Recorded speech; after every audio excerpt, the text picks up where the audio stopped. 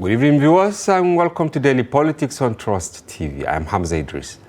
Tonight, we focus on the growing clash between civil society groups and the Nigerian Senate over changes to the electoral reform bill, especially the controversy around electronic transmission of election results. Protests have spread across Abuja and Lagos after the Senate removed the amended Section 60, subsection 3, and retained Section 60, subsection 5 of the Electoral Act 2022. Critics say this creates confusion about how election results should be transmitted. In an emergency session today, the Senate set up a 12-member committee to meet with the House of Representatives and resolve the disagreement. This move comes as pressure builds from protesters demanding clear legal backing for real-time electronic transmission of results.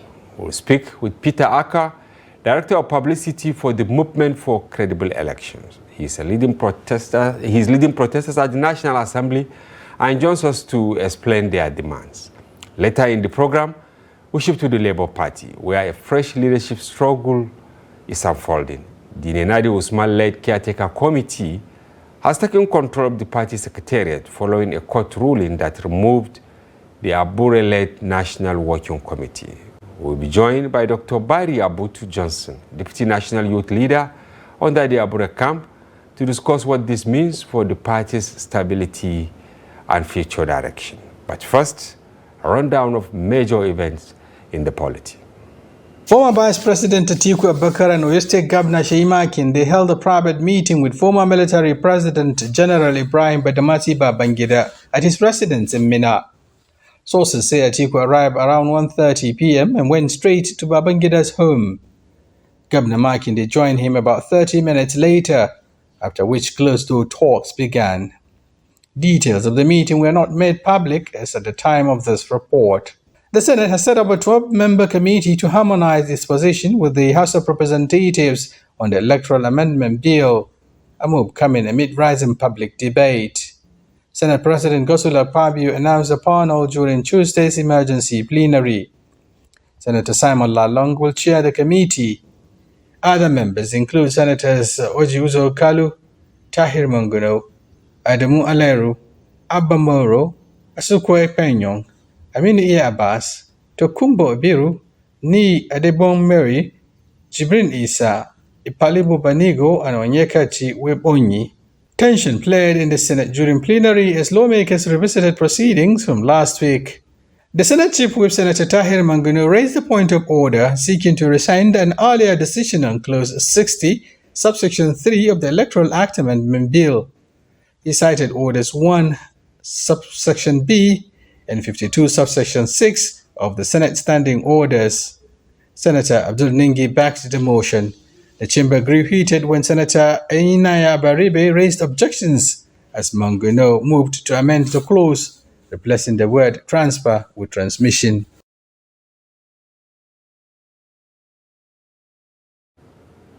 Shafiu Suleiman there with what happened at the National Assembly and the visit by former Vice President Atiku Abubakar and Oyo State Governor Seyi Makinde to former military President Ibrahim Babangida in Minna. Now we have a video of what transpired in front of the National Assembly. It's life for you better now than it was when I was baby. Well, I'm just one of the most. No, answer now, because it is worse now than it was then. In Buhari's time, at least, even though we are planning to do something, we had other plans for something. We are not seeing this bad now. I don't know whether I was corruption or not. I don't want to say that, but the corruption here. If you are what will you say? Well, I have to remain unbiased. I was unbiased about knowing that they are serious. Okay, guys, and here I don't know how to $16 billion contract coastal road will be awarded without due process.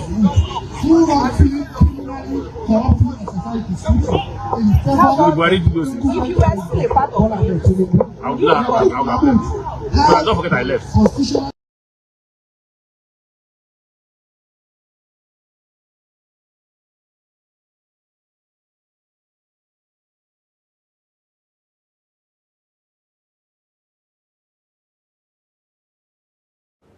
Yes, while we await our Zoom guest to join the program, we will also open the telephone line for you, our viewers, to now call in and give us your take on what happened at the Senate in respect to the amendment of the electoral bill. But we'll take a short break and we'll be back shortly, but we'll display the telephone line that you can quickly call and share your thoughts about the happenings.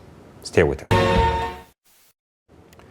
Welcome back. This is Daily Politics on Trust TV. You can join the conversation using the telephone line that will be displayed on the screen so that you give us your take on the contentious electoral bill. All this while, we've been trying to actually link up with Peter Aka, Director of Publicity for the Movement for Credible Elections, who has been on standby at the National Assembly to give us heads up as to where they are and how they intend to carry forward the conversation. Unfortunately, members of our technical team have been working to hook us up with him to no avail. But we are still hopeful that the technology will be fair to us so that we can have their take. But in the meantime, in the studio here is Yusuf Zango, former editor-in-chief of the News Agency of Nigeria, and he's the head of our opinion desk here, shaping all the input you send, your opinion, and all that. Yusuf Zango, welcome to the studio. Thank you very much. Yeah. But before I start with you, we have a caller, so maybe we should listen to him and hear his take on the contentious issue. Hello and welcome to Daily Politics.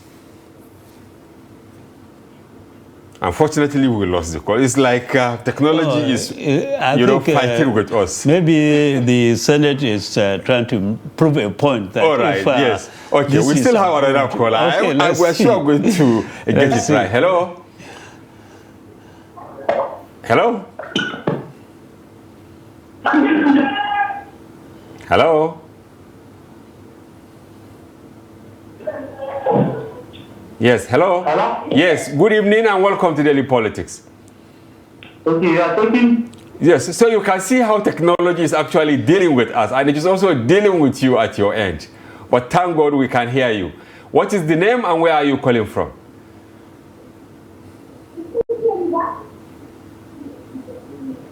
Hello? I'm Abubakar from Borno State. Okay, from Borno State. Okay, have you watched the drama that unfolded at the Senate today in respect to the electoral bill? Of course, the Senate Chief Whip, Tahir Monguno, was the one who rescinded on his decision, which he paraded the other time. Now, we are all over gone through what happened. Have you watched the drama there? Yes. Okay, let's hear you. So what is your take? Okay, first and foremost. I can hear you. Go ahead. Hello, Abubakar. Hello? Okay, probably we lost that call. Now, okay, let me have your take, Yusuf Zango. You've seen it. We have Peter Aka on standby at the National Assembly, but we are unable to link up with him. But the technical team, as I said, they are working on that. But you've seen the drama that unfolded. Can we say that they have hit the advice of the generality of Nigerians? Well, to me, it's quite unnecessary that we have to come to this extent to arrive at a decision which I believe still some have a little bit of doubt about what eventually the Senate came to agree to. But it was an improvement over their earlier stand before today. In the sense that if we are talking, we have seen how far we have come in terms of improving on in our elections. Every Nigerian or majority of Nigerians were an international community, I can say, were happy, were impressed with what happened in 2015. And it was largely due to introduction of technology. You remember the card reader and many other things. And subsequently, we have the Arab and others, and all this went to improve on the election, the credibility of the election. Now, here we are today, 6 years after, or after 2015, something different. 9 years after. Now we are saying that let's move forward. So let's see how we can push and have a certain more fair election. But human intervention is affecting. Yeah, but okay, we have a caller, Malam Zango. Let's hear him. Hello, who is on the line? Hello. Yes. Hello. Hello. Good evening. Good evening. Yes, very well. We can hear you. Who is on the line? How are you? Can you hear us? Ibrahim. Okay, Abubakar from Borno, right? No, from Yobe. From Yobe. Okay, your namesake tried to reach out from Maiduguri, but then the network, gave us a tough time. Now we are lucky to have you. So let's have your take. The conversation, the amendment to the Electoral Act to now make direct transmission mandatory. What is your take?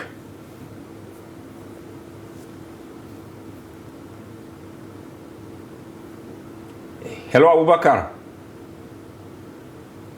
Okay, we lost him. Yeah. We have another one. Okay, let's see. Yes, hello. Hello, Yusuf. How are you? How's everything? We are good, and how are you? Fine, we thank God. Okay, okay, let's hear you. What is your take on the decision taken by the Senate today? Senate, and this is identified that they used to hear the voices of the Nigerians. Because since the day that Senate President Gosu announced that there is no longer transmissions of the election results on the internet. You look at what happened yesterday and today, the main interest of the National Assembly, and they now do something like what we call Arab and Hamza. So seriously, they did a good job, because that is what we call democracy. So all of them, they are representatives of various Nigerians. So seriously, we have to commend on the Senate for this very wonderful job that they are. Some Nigerians believe that they are clever by half. For instance, former Vice President Atiku Abubakar said what they passed today is worse than even the earlier decision when they said, it's like they rule out electronic transmission. But today they said the electronic transmission will only be applicable in areas that have network. If there is no network, then the presiding officer can just use manual method. Don't you think this is actually a recipe for tampering with the results? There is one statement that made by Yusuf. If, let's say, Nigeria has a right to go and share a fully used environment, fully used across all Nigeria. Okay. And why they will not provide a better network so that it will be able to start their work? Hello? All right. That's what I'm getting you. All right. Well, thank you very much. We have heard you. It's like you are in tune with what they said. Mala Yusuf, yes. You had Abubakar saying it's actually a leap on what they had before. Yes, it should. Well, you can say that, but to me, as you pointed out, what Atiku said is one step forward, 2 steps backward. By my own thinking, that we shouldn't have even reached this point, because it should have been a smooth sailing. Every election cycle we should be seen to be improving, not to debate on icon issues, which I can say, because we have started well since 2015. You are talking of about 8 years now. So, but instead of moving forward, we are still talking about whether it is possible or whether it is not possible. I mean, we are even exposing ourselves to sort of ridicule. Can't we improve in terms of technology in this country? Don't we have the brains to change the situation? Because all of the argument about this issue, whether we should have electronic transmission or not be able to have electronic transmission, is that of our inability to guarantee it. And when did we start mobile phone? This is more than 20 years now. And now, up to now, we cannot reach the rural areas. We don't have a definite plan. Something is fundamentally wrong. Okay, so finally from you in 1 minute before we let you go, because we actually drag you from the newsroom while you are working on your pages pending the arrival of our guest. Do you think that Nigerians are now coalescing into what I can say maybe a single force to now, I mean, force the leadership? Yeah, I like really what happened in the last few days, because left and right and center Nigerians have come out to tell their representatives, look, if you really are, you represent, or as you claim that you represent us, you have to do what we ask you to do. And they clearly saw this. They saw the strength yesterday and today. People, and if they are going to sit tomorrow, I believe people will go back and challenge them or tell them their minds. All right. Thank you very much, Malam Yusuf Zango, for coming to this studio. Thank you.